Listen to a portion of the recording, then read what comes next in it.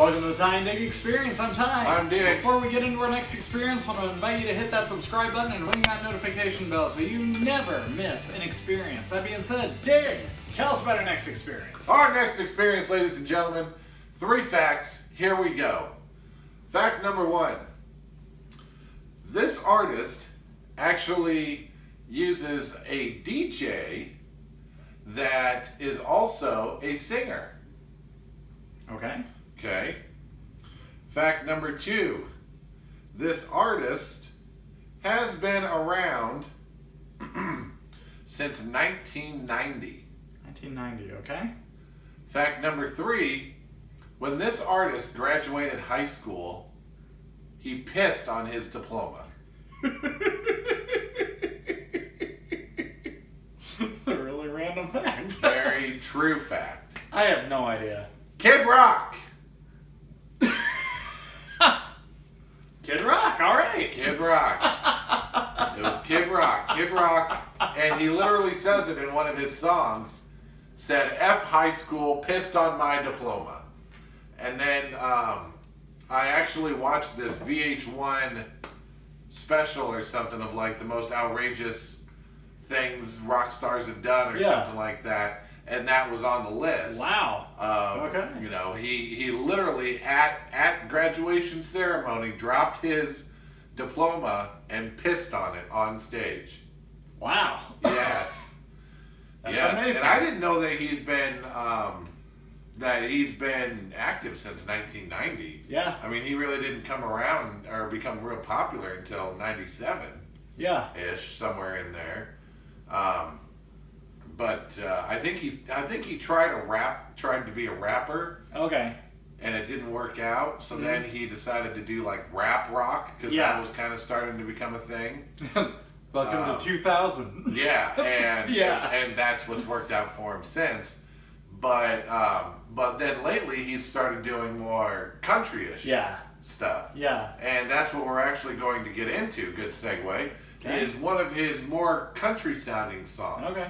Now I don't know how I came across hearing this song, but I heard it. I immediately fell in love with it, and it is incredibly reminiscent. Okay. It just makes you think of the good old days. All right. So, without further ado, ladies and gentlemen, this is Kid Rock, First Kiss. Alrighty. It's got good vibes. Yeah. I remember waiting for the school bus. Jenny Clayton was my first crush, and neither one of us had a clue.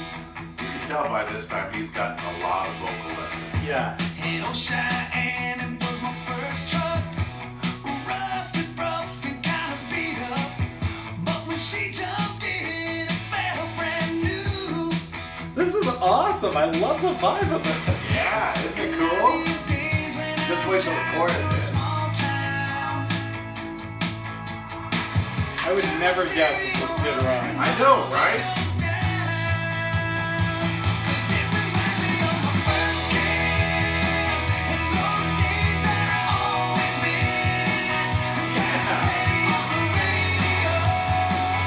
Tom Petty.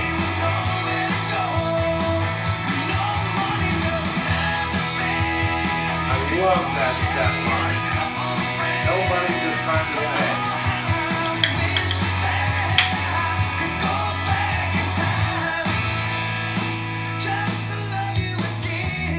Wow. This is a great song.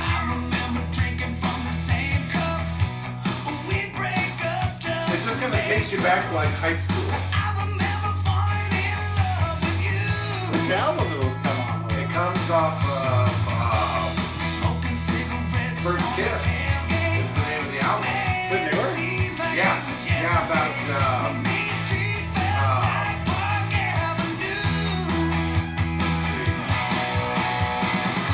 2015. Wow. So new kid. Awesome.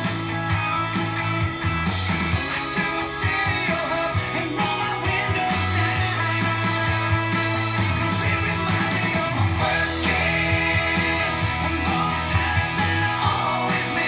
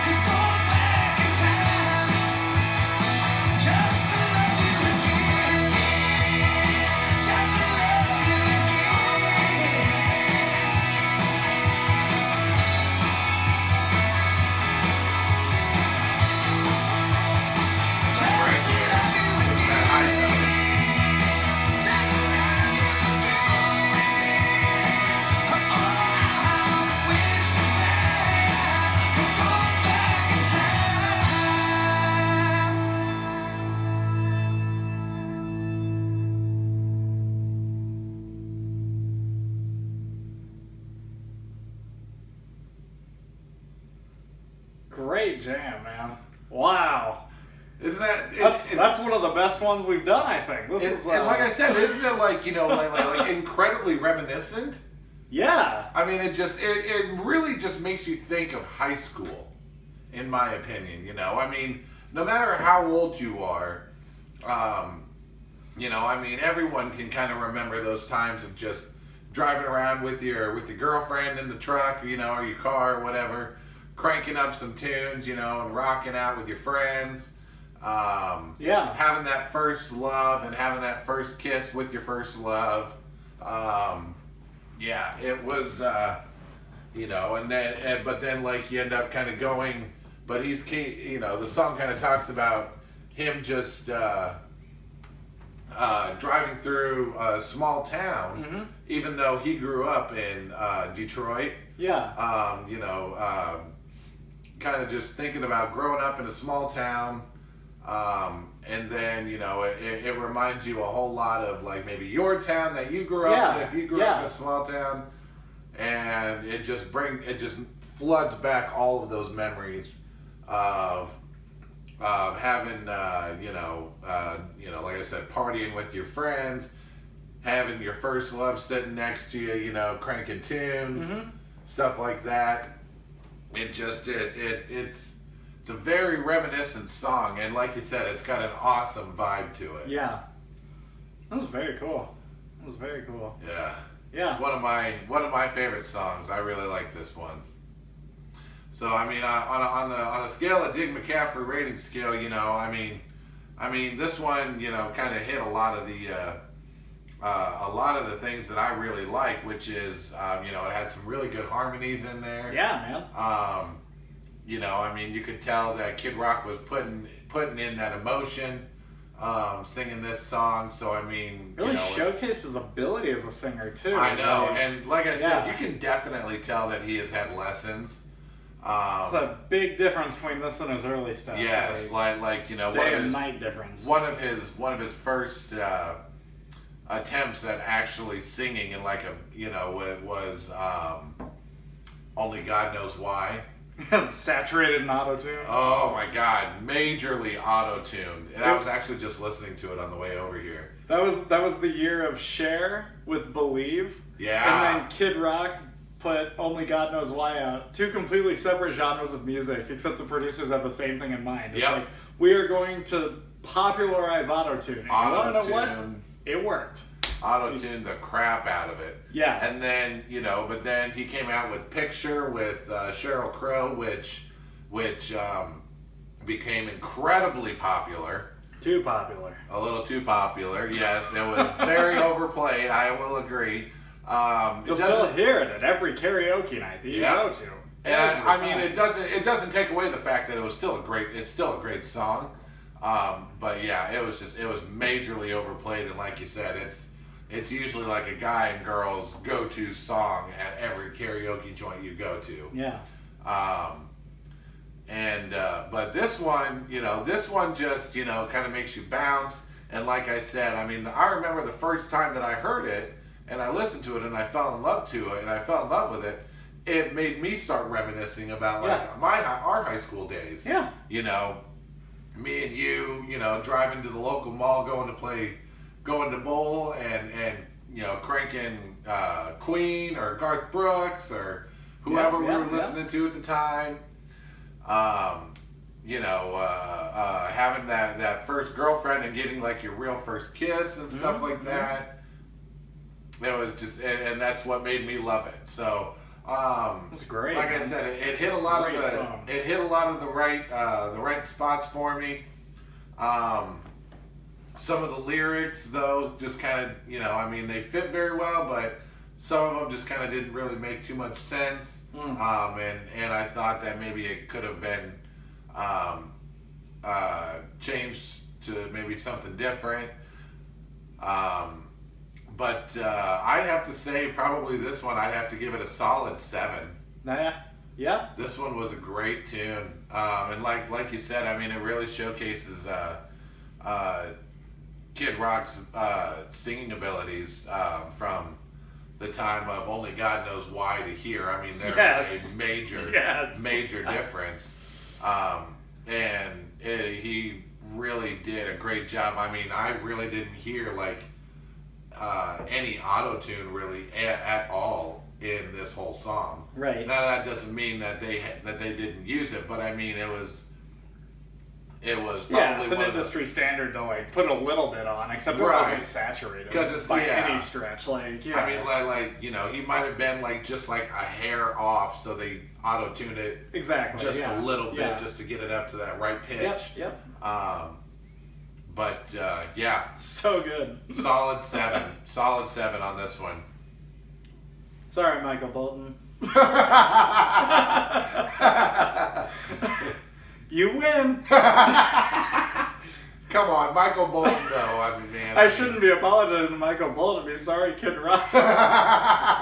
Michael Bolton won. I mean, this is a great Kid Rock song. Yeah. But I mean, but I mean, it kind of goes along with what we were talking about in the Michael Bolton song or video, which was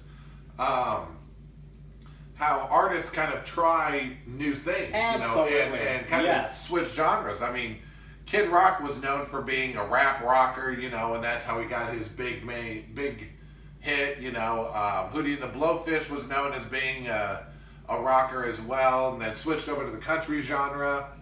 Kid Rock has done a lot more country sounding songs. Michael Bolton, I guess, actually doing a little research here, Michael Bolton actually used to be a rock singer in a hard rock band. Yeah, I believe that. That wasn't, very well known. But then a lot of people called him a sellout when he switched over to the adult contemporary side, and got really, really pissed off because they, like I said, they all called him a sellout. Well, it's like, I mean, obviously, hard rock wasn't working out for him, and he doesn't really have. I mean, he could have the voice for it. Yeah. If he were to, if I were to hear it, I probably would believe that he could be a hard rocker. Yeah.